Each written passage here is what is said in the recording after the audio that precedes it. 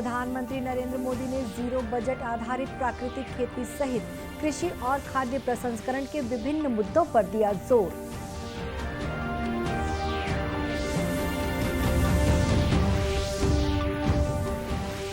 प्रधानमंत्री आज स्वर्णिम विजय मशाल श्रद्धांजलि और स्वागत समारोह में शामिल हुए।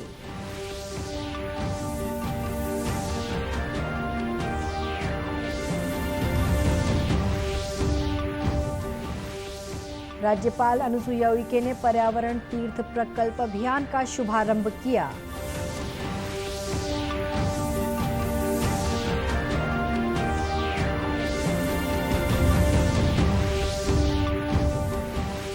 और देश में 135 करोड़ 25 लाख से अधिक कोविड रोधी टीके लगाए गए।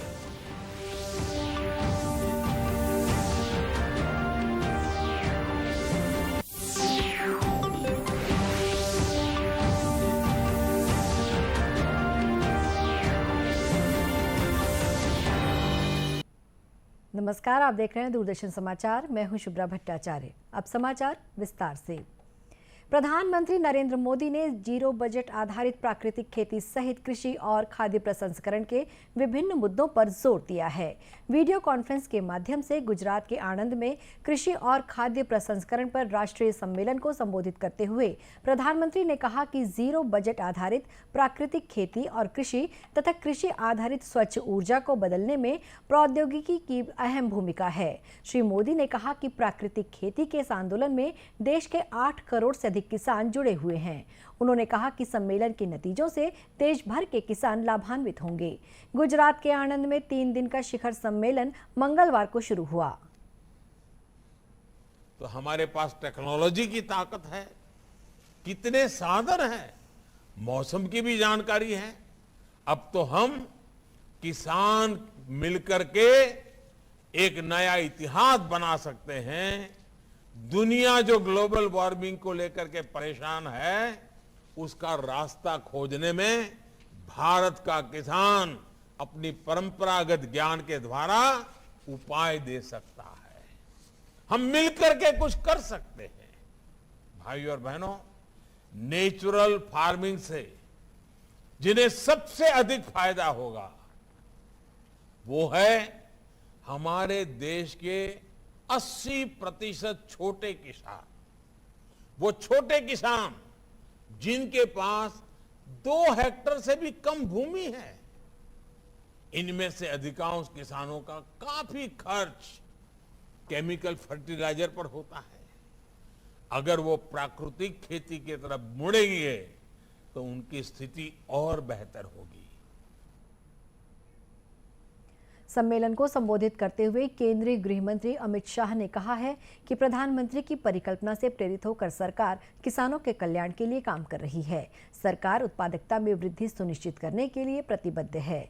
सरकार ने कृषि क्षमता को बढ़ाने और किसानों की आय को बढ़ाने के लिए कई कदम उठाए हैं। सम्मेलन में केंद्रीय कृषि मंत्री नरेंद्र सिंह तोमर, गुजरात के राज्यपाल आचार्य देवव्रत, गुजरात के मुख्यमंत्री भूपेंद्र पटेल और उत्तर प्रदेश के मुख्यमंत्री योगी आदित्यनाथ भी मौजूद थे। 3 दिवसीय सम्मेलन में 5000 से अधिक किसानों ने भाग लिया और हजारों अन्य किसान वर्चुअल माध्यम से इस सम्मेलन से जुड़े रहे। प्रधानमंत्री नरेंद्र मोदी आज नई दिल्ली में राष्ट्रीय युद्ध स्मारक पर आयोजित स्वर्णिम विजय मशाल श्रद्धांजलि और स्वागत समारोह में शामिल हुए। 1971 के युद्ध में भारत की विजय और बांग्लादेश के निर्माण की 50वीं वर्षगांठ से संबंधित स्वर्णिम विजय वर्ष समारोहों की शुरुआत करते हुए पिछले वर्ष 16 दिसंबर को प्रधानमंत्री ने राष्ट्रीय युद्ध स्मारक पर अनंत ज्वाला से स्वर्णिम विजय मशाल जलाई थी। उन्होंने 4 अन्य मशाल भी जलाई थी जिन्हें अलग अलग दिशाओं में यात्रा करनी थी। समारोह के दौरान इन चारों मशालों का राष्ट्रीय युद्ध स्मारक पर प्रधानमंत्री द्वारा अनंत ज्वाला में विलय कर दिया गया। ये चारों मशालें सियाचिन, कन्याकुमारी, अंडमान निकोबार द्वीप समूह, लोंगेवाला, कच्छ केरन और अगरतला सहित समूचे देश में यात्रा कर नई दिल्ली पहुंची हैं। इन मशालों को 1971 युद्ध से संबंधित प्रमुख क्षेत्रों और वीरता पुरस्कार विजेताओं के गृह नगरों में भी ले जाया गया था। प्रधानमंत्री ने राष्ट्रीय समर स्मारक पर पुष्पांजलि अर्पित की।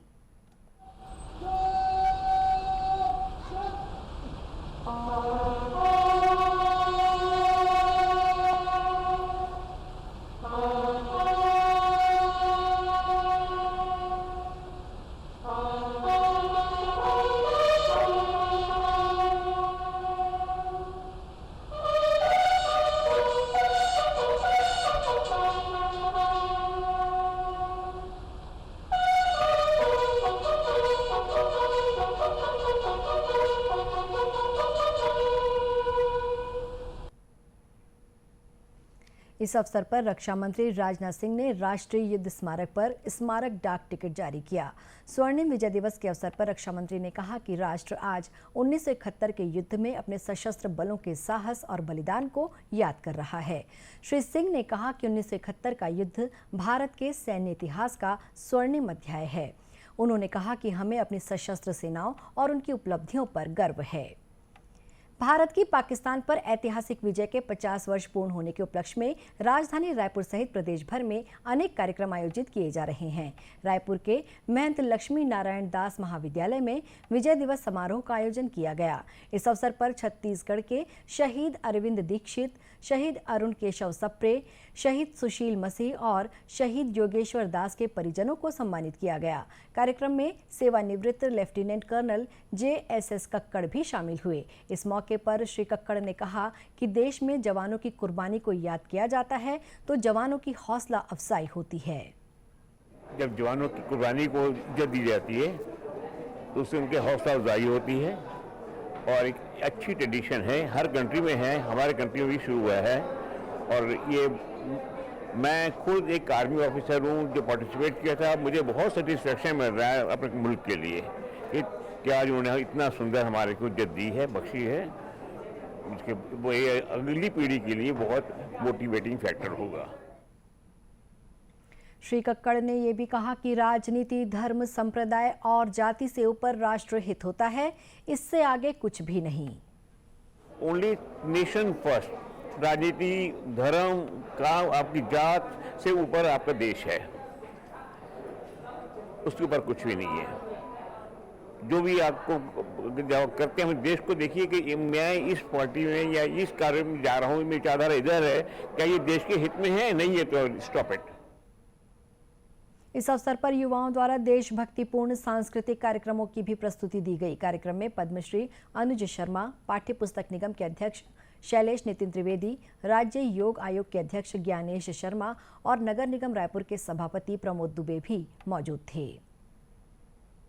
राज्यपाल अनुसुईया उइके ने पर्यावरण तीर्थ प्रकल्प अभियान का शुभारंभ किया। इसके तहत प्लास्टिक मुक्त भारत बनाने के लिए खारून नदी स्थित महादेव घाट में मंत्रोच्चारण के बीच पीपल के पौधे रोपित किए गए। इस मौके पर आरती कर नदी के जल का संरक्षण और जीवन शैली से प्लास्टिक के सामानों का त्याग करने के लिए लोगों को जागरूकता की शपथ दिलाई।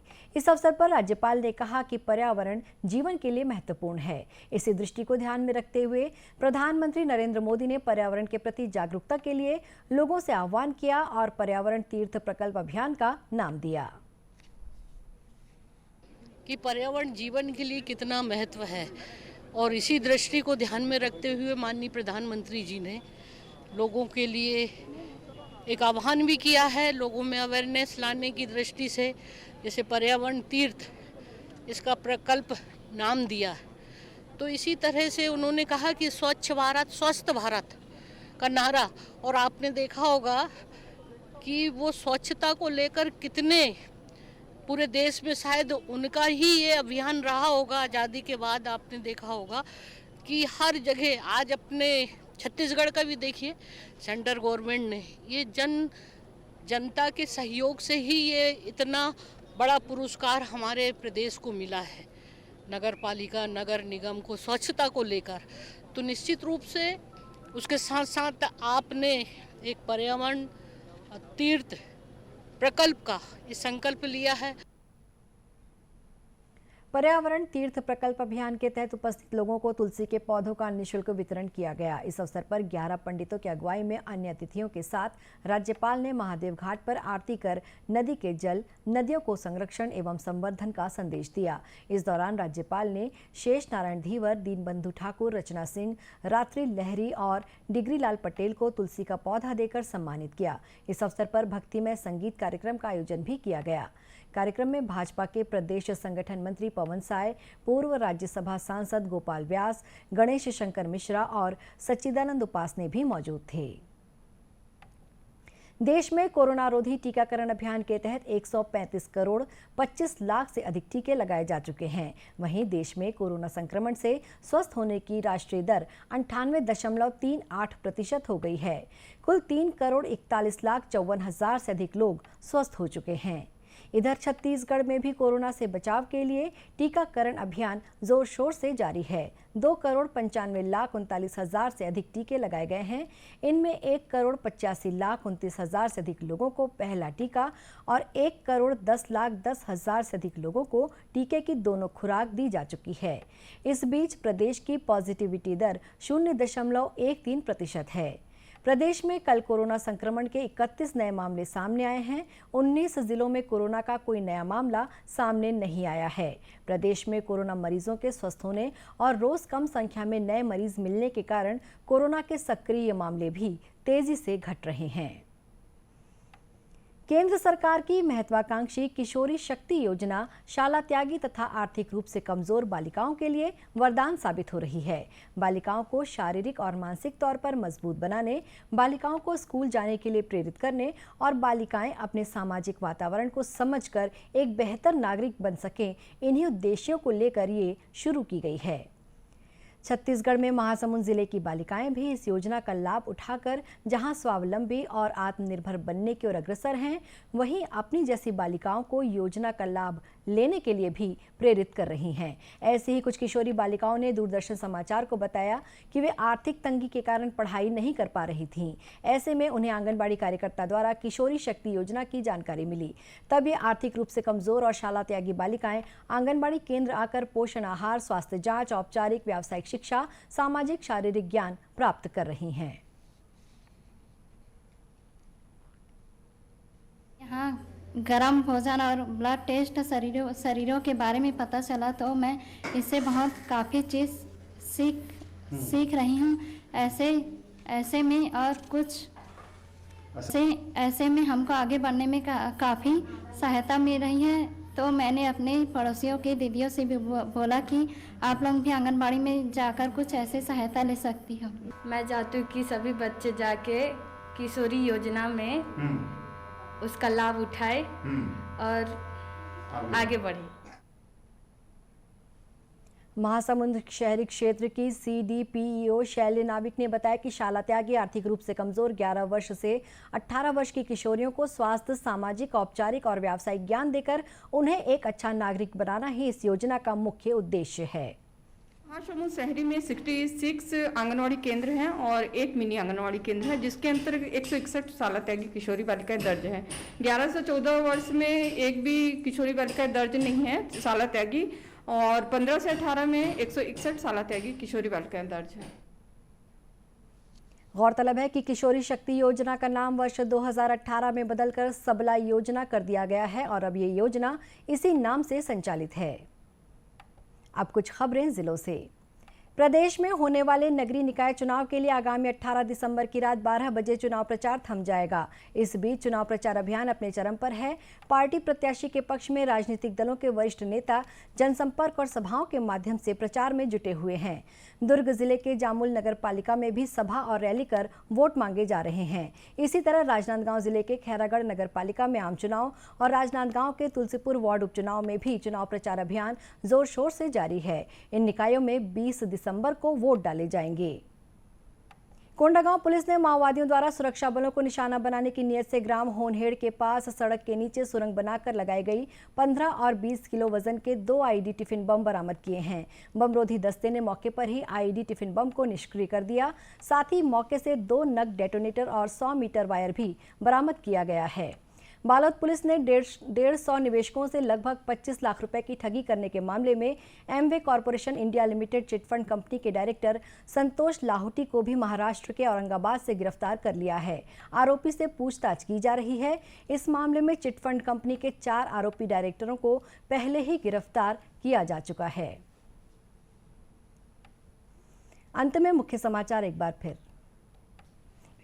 इसी के साथ ये समाचार बुलेटिन यहीं समाप्त हुआ। नमस्कार।